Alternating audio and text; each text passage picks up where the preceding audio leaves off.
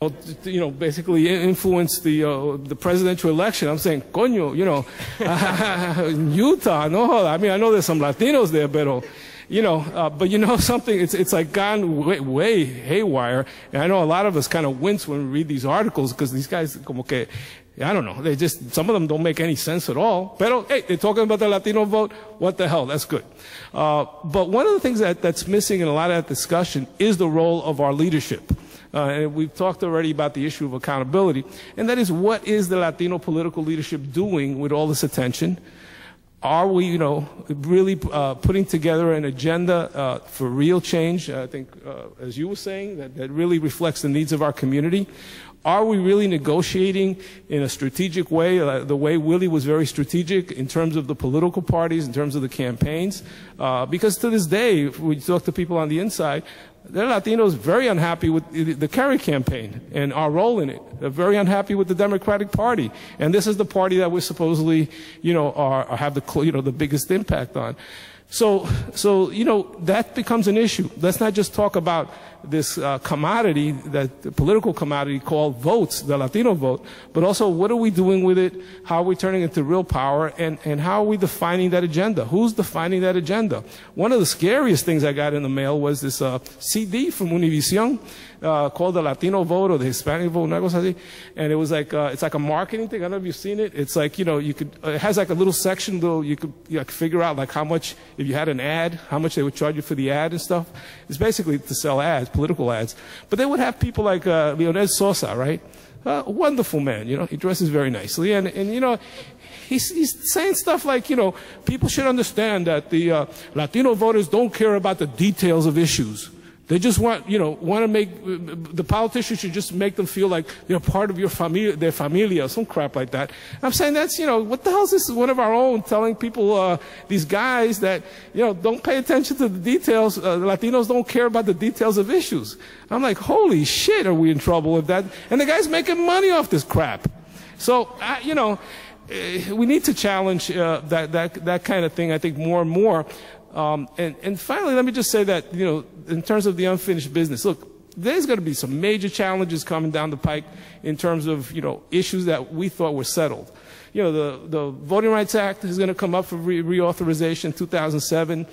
People are already, making arguments about how we got no problems in terms of obstacles, in terms of voting for Latinos, that there are no language problems, that this is all baloney. We have people talking about the fact that we no longer have to collect information on race and ethnicity to keep, hold these systems accountable in terms of affirmative action.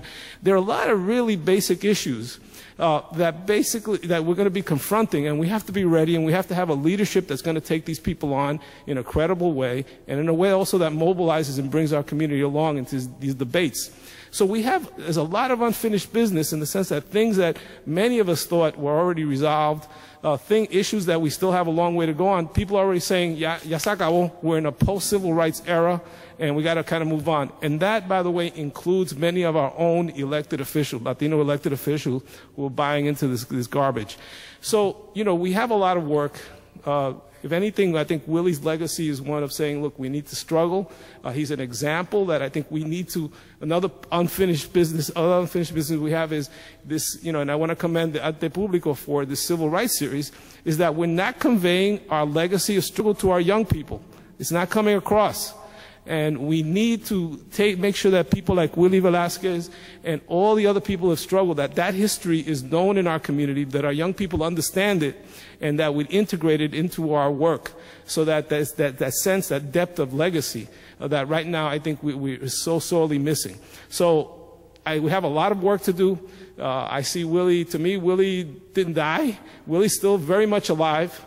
And many of us, and I think his legacy is a strong one. And I don't know. Let me just end there because again, it's just so nice to be here today to talk about, for a change, something so real like a person like Willie Velasquez. Thank you.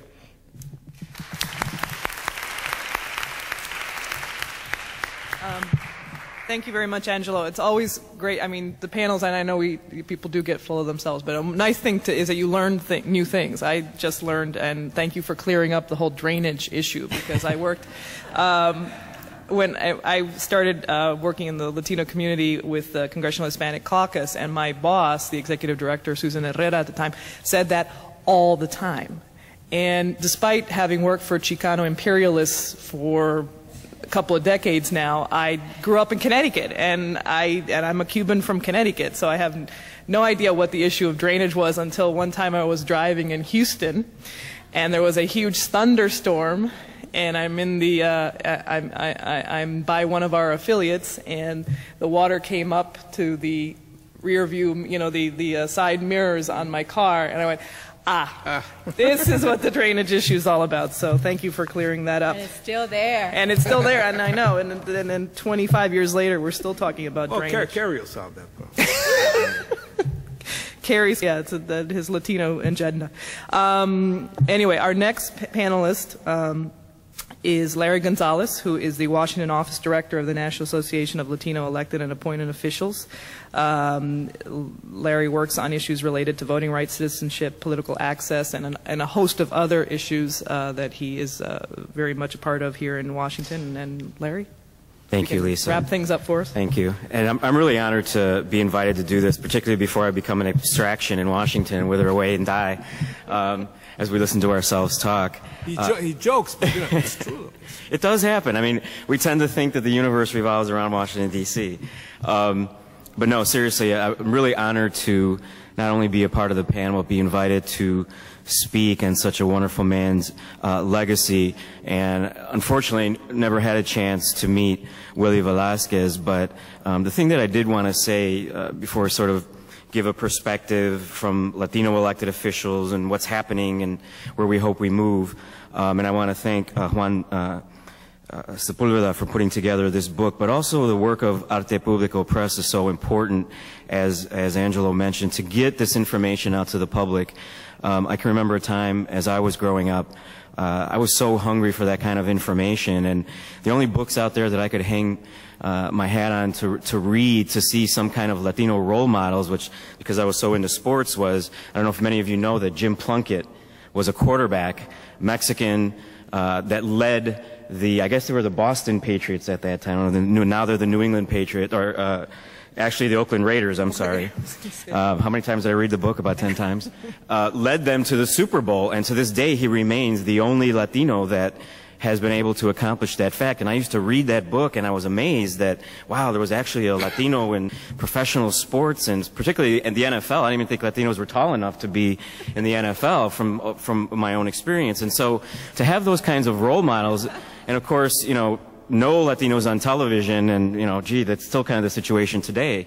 And so to have this kind of information, I think, in the public for our young folks as they're coming up and wanting to get involved in the political process, I think is really important. And so I, again, want to thank the work of Arte Público Press in bringing that.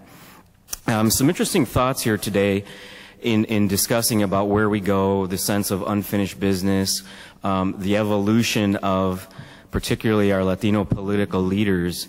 You know, a few weeks ago I had the honor of also being able to speak at the screening of a new film about Dennis Chavez, the former United States Senator from New Mexico. The name of the documentary was El Senador.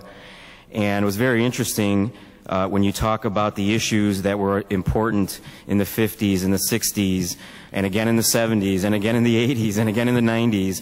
It's many of the same issues. I mean, just yesterday, many of my colleagues of the Hispanic Leadership Agenda, you know, we laid out our public policy agenda to the candidates and to members of Congress. And when you take a step back, you say, wow, didn't we talk about this 8 years ago? Didn't we talk about this 12 years ago? Yes, we talked about it 2 decades ago. And here we are again. And I think, you know, there is a sense of many of our newer political leaders of, first and foremost, being excited that they got elected. And there is, and I'm going to talk a little bit about, you know, where they're getting elected and some of the trends. For example, Naleo first started putting together our directory back in 1984.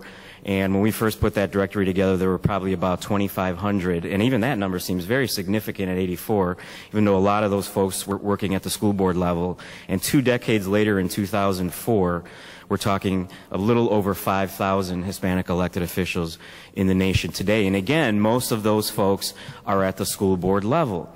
Many of them have had to move up through the ranks through basically